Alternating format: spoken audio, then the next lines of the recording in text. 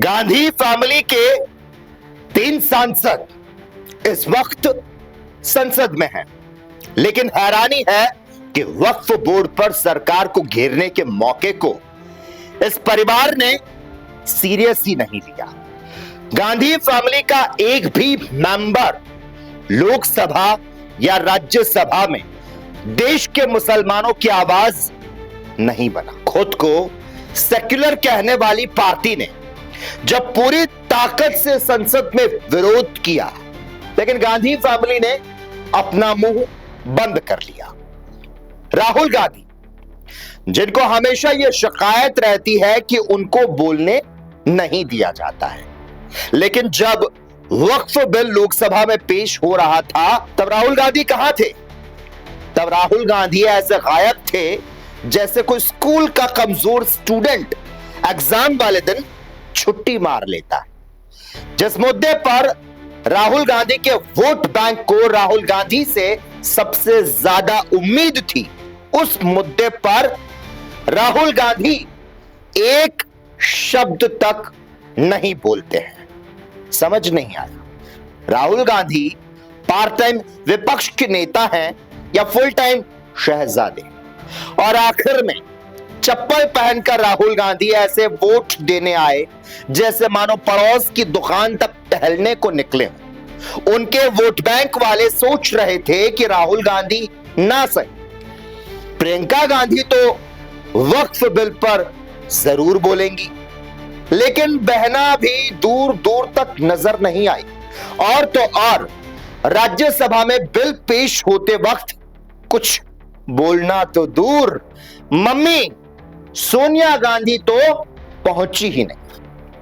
राहुल गांधी जो 2 साल से मणिपुर मणिपुर मणिपुर चिल्ला रहे थे और मणिपुर पर एक पूरा सत्र राहुल गांधी के सनक के चलते वॉश आउट हो गया था, लेकिन जब रात के 2 बजे लोकसभा चलाकर गृह मंत्री अमित शाह मणिपुर में राष्ट्रपति शासन की पुष्टि की अनुमति के लिए प्रस्ताव को लेकर आए तो राहुल गांधी ऐसे रफू चक्कर हो गए जैसे आधी रात विदेश यात्रा की फ्लाइट उन्हें पकड़नी हो। पता नहीं कौन सी उनकी तपस्या छूट रही थी, या फिर इतनी रात तक संसद का कामकाज शहजादे की दिनचर्या में फिट नहीं बैठ रहा था।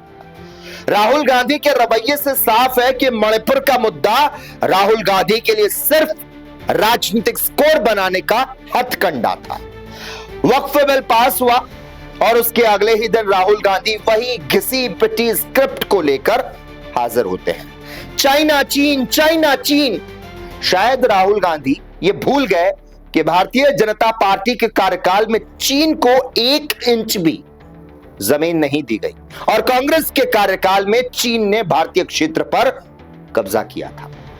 कांग्रेस हिंदी चीनी भाई भाई की बात करती रही और चीन ने हमारी पीठ में छुरा घोंपा। राहुल गांधी को जवाब यह भी देना चाहिए कि डोकलाम के वक्त चीनी ऑफिसर्स के साथ चीनी सूप पीने वाला नेता कौन था?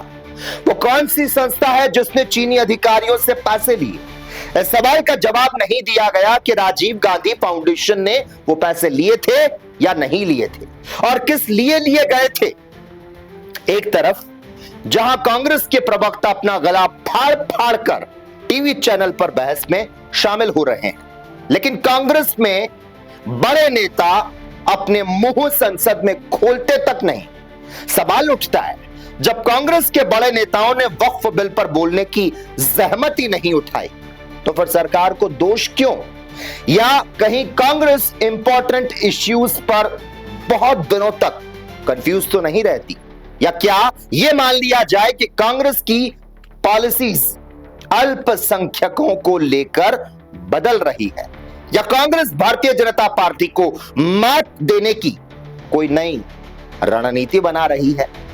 कुछ तो जरूर है, वरना गांधी फैमिली इस इंपॉर्टेंट टॉपिक्स को यूं ही जाया नहीं करती।